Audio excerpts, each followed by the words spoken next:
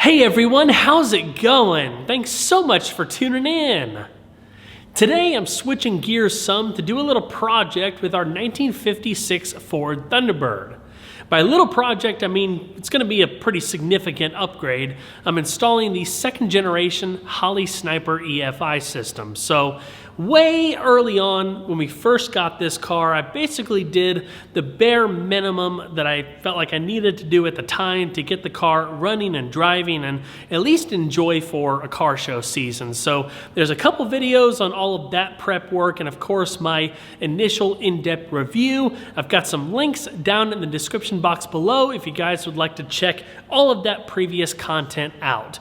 Now, my wife and I, we have not been enjoying this as much as we would have liked to because this is an all-original car.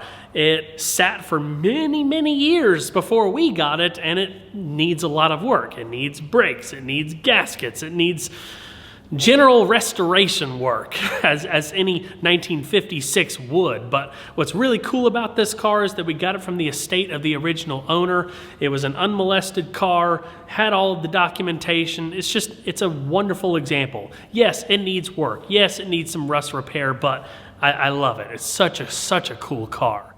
When I was first getting this car prepped for the road, I had the original carburetor completely refurbished, and honestly, it turned out great. It starts up good, throttle response is good, it runs good, but unfortunately in 2025, there's just inherent issues with trying to drive carbureted vehicles on the regular. First and foremost is trying to source non-ethanol fuel. If you let ethanol fuel sit up for too long, it can gel up and mess up the carburetor, and just that's a whole nother discussion. So in general, we've got higher ethanol content, higher butane content, lower vapor points. A lot of that points to higher prevalences of vapor lock, which we suffered with quite a bit in this car, unfortunately. And after getting stranded multiple times and having to wait for an hour or so for the car to cool down, I put a little Holley Mighty Mite, like a little 12-volt low-pressure electric fuel pump at the back to always make sure we had fuel flow at the front. So that more or less fixed that. But I want to do something a little bit more, let's call it sophisticated and modern. I want to make the car more reliable, more enjoyable. I don't want to have to worry about the grade of fuel like ethanol versus non-ethanol quite as much. And it's just going to be a much better, cleaner setup. I like originality as much as the next person, but I also like to enjoy my stuff. So that's what I'm going to be doing. In this video, I'm going to be installing a Holley Sniper fuel injection system, but this is the all-new second generation system that they launched like last year or so. I've installed a number of the first generation systems before, so this will be kind of a learning experience for me, and especially with this car because there's a number of custom things that I'm going to have to do to make it work on this. But it's also going to be pretty neat to see inside the motor for the first time. I don't know that it's ever actually been opened up before, so we can see what that looks like, and hopefully it looks good. And I'm basically going to walk you guys through the entire process. So I'm going to do something that I don't typically do and split this little project up into two video parts because there's a lot of work involved above and beyond just your typical Sniper install. So my focus for this part is to get the Sniper throttle body mounted to the motor. There's a bunch of custom things that I'm going to have to do. I'm going to refurbish some stuff in the process. So it's definitely going to be a packed video for sure. In the next part, I'll be wiring, plumbing, and getting the car running. So without further ado, let's go ahead and start it up, and here she sounds.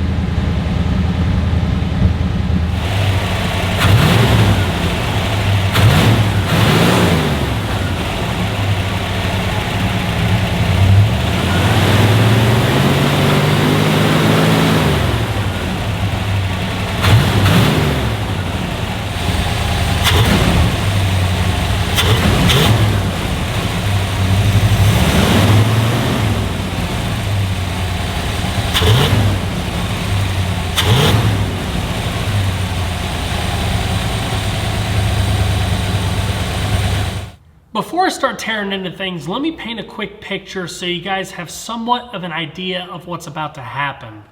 The Sniper EFI 2 system, like the original, is designed to be a bolt-on replacement for a carburetor, so you shouldn't have to actually go into the motor. You bolt it on, you hook up some wires, get your fuel lines in place, get your oxygen sensor in place, and more or less let the self-calibrating ECM do its thing. Now, this I have to go further in depth with because of the design of the intake manifold. As far as Thunderbirds, 1956 was the last year of this carburetor. It's the Holley, I believe, model 4000, nicknamed the teapot because it kind of looks like a teapot. Now, I'm not a big fan of this carburetor design for the simple fact that all of your fuel is sitting on top right here. So if you ever have an issue where something gets clogged or the needle and seat gets stuck open, fuel is just going to flow right out these holes and dump all over the motor and run down the back and all that kind of stuff. I don't like that. That's uncomfortable to me. So that's one of several reasons why I wanted to ditch this. And even if I didn't go the EFI route, I probably would have switched it to a newer style carburetor anyway.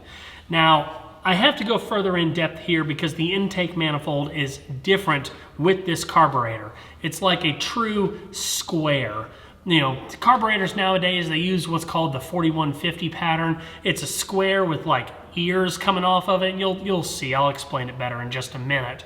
But 1956 being the last year of this, I had to get a 57 Thunderbird manifold, intake manifold, to modify accordingly to use with the Sniper system. So all of this important stuff, not all the lines and whatnot, the important stuff is just going to transfer over to the Thunderbird manifold. We're going to bolt on the Sniper EFI 2 and then get everything routed and plumbed accordingly. So more invasive than your typical Sniper install, but it's going to look really cool, and yeah, I'm just looking forward to seeing how it runs. Alright, just one more point I need to make, and then I promise I'll start wrenching because somebody's probably going to ask this question. Why am I not just going to try to modify this intake manifold accordingly? Well, one, you've got the bolt pattern of the carburetor is completely different, so there's really no modifying there. You can get an adapter spacer plate to convert this bolt pattern to the newer style that the Sniper uses. I can't do that in this car because of the Thunderbird's hood clearance. It can only stick up so far. I have to keep the mounting flange or the mounting surface height the same as it is right here. I've already done my measuring and stuff. The Sniper should carry over without any hood clearance issues. I did install a first generation Sniper unit on a 56 Ford Crown Victoria that I used to have a while back, and I used one of those bolt pattern converting spacer plate type things because in the passenger cars you have so much more room than you do right here. So that's the relatively short answer for it. So let's go ahead and I guess start pulling off some vacuum lines, drain the coolant, pull the fuel line, all that good stuff.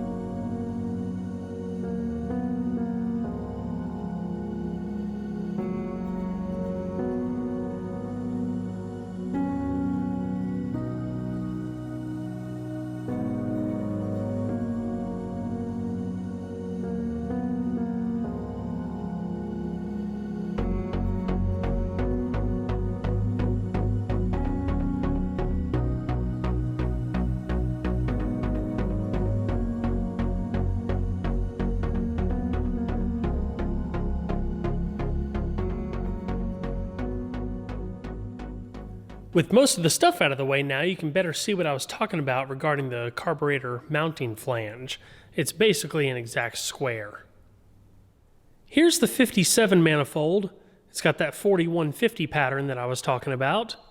This one also had the 4 individual bores, just like the one that's currently on the car, but because the Sniper needs to be able to read air mixtures, it's got the idle air control valve and so on and so forth, you can't have any obstacles in the way. So I had a local machine shop just bore all of this out, so no issues there. Basically created a single plane manifold on a budget. Now this factory manifold is cast iron. There are aftermarket aluminum intakes out there if you're doing a more performance-oriented build, but for an original stock motor that doesn't have any other supporting mods, this was a phenomenal option.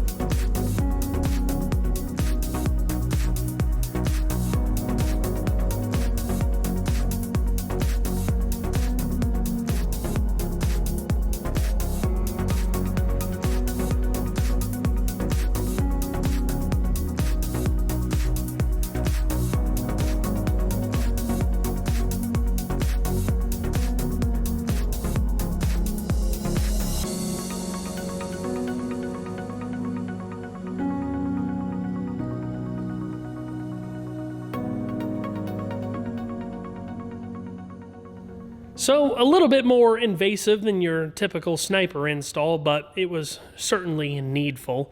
The rocker cover gaskets were leaking, and I figured while I was in here, I might as well try to replace as many easy to access gaskets as I can. Plus, I wanted to see what the top side of the motor looked like. Honestly, this thing is really clean. It doesn't look super dirty. It's not full of sludge. I think it needs a good deep clean all in this area, but other than that, I think we have a really nice motor overall. A couple of things I really like about these Y-block motors and just the limited experience I've had with messing with 2 of them so far. You've got locating studs for the rocker covers and the intake manifold, so when it comes time to putting everything back together with fresh gaskets, you can get everything squared away the first time and not have to worry so much about pinching something or sliding something accidentally. The other thing is the distributor. Obviously, you don't have to pull it out when pulling out the intake manifold, unlike a small block Chevrolet, so that makes things monumentally easier. One little fun fact in case you didn't notice, these Thunderbirds have a mechanical tachometer that's driven off of the distributor. I'm not sure that you can see it. Yeah, you can right there. That little silver, like braided cable type thing that's coming up the firewall, that's the tachometer drive. Pretty neat stuff.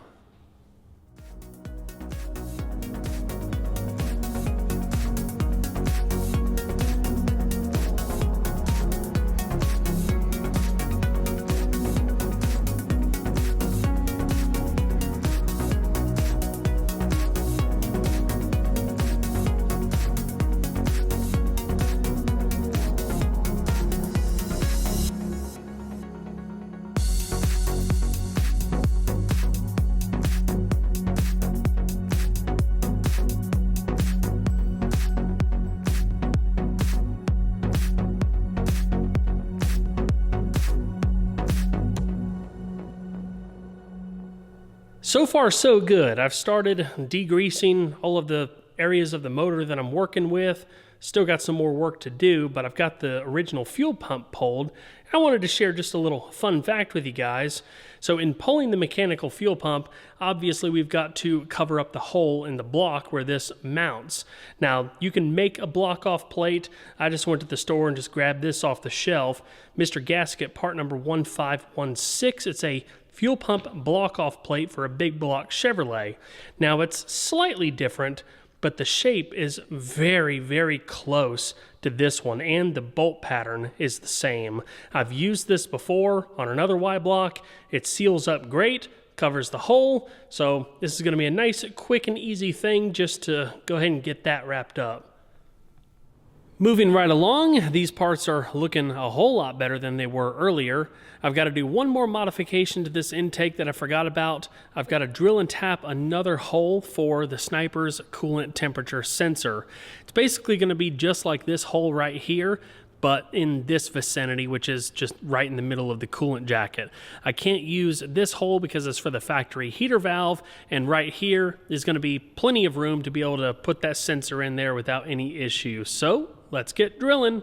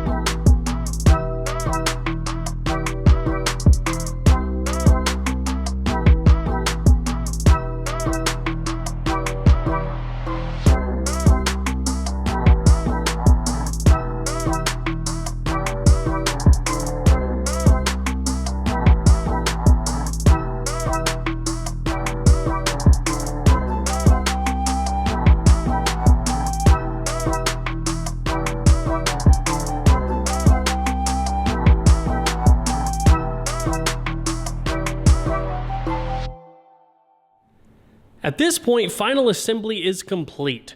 The air cleaner still has to come back off because I have wiring and plumbing that still needs to be done, but I wanted to get it to this point as fast as reasonably possible because I wanted to make 100% sure that I wasn't going to have any hood clearance issues, and I'm very happy to report that it closes just fine with about a ½ inch of gap all the way around the air cleaner, so I am absolutely thrilled.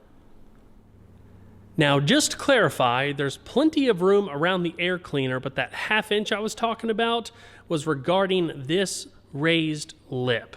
Originally, this would have had a cork seal sandwiched in there that basically just sealed the front edge of the air cleaner against the hood so you can better take advantage of the fresh air duct that's in the middle of the hood. I have a new one. I've got to pull the staples out and the retainer and just change all that stuff out, but there is zero chance of any metal-on-metal contact between the air cleaner and the hood, and that's obviously the most important thing we had to figure out. In order to reuse the original oil bath air cleaner and save a little bit of money, I had to make a couple of modifications.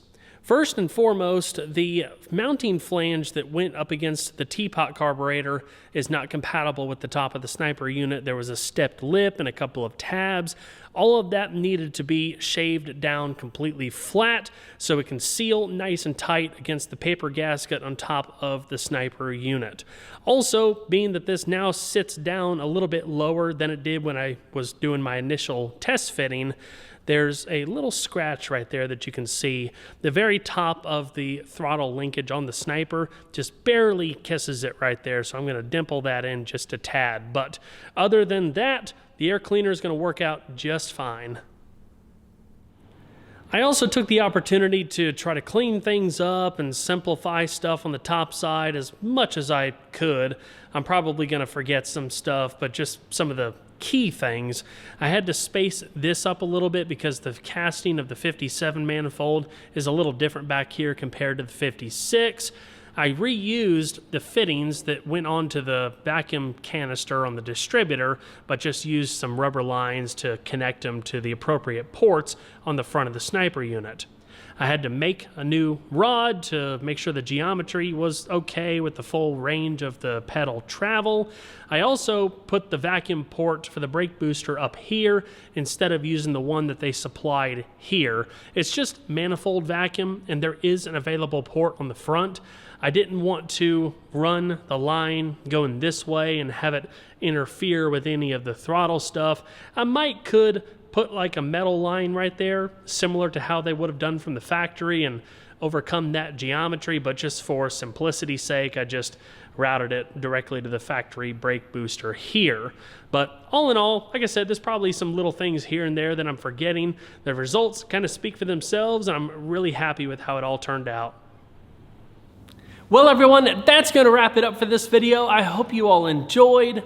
This is a pretty good stopping point. Everything is pretty much installed. Now, just got to go through wiring, plumbing, fuel tank modifying, and of course, getting the car running. So I'm going to clean up my area, get everything together so I can make a good game plan with moving forward. If you haven't subscribed already, be sure to consider, and if you do, don't forget to turn those notifications on so you can get properly notified of all of the new uploads. I'll see you guys on the next one. Take care.